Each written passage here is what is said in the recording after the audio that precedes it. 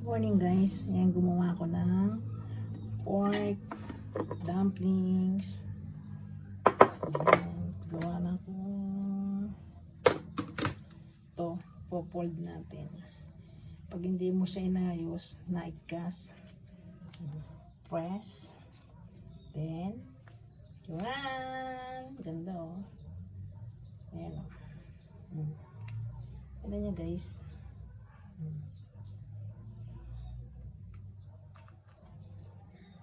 Patong natin dito. Then, lagyan natin ng karne. Ayaw niya kainin pag masyadong marami. Niluluwa niya. Kaya pag niluwa niya, kailangan ayusin mo siya. Hindi talaga nung kadaling mag-press nito. Kailangan lang, madali lang siya kung konti lang ilalagay mo.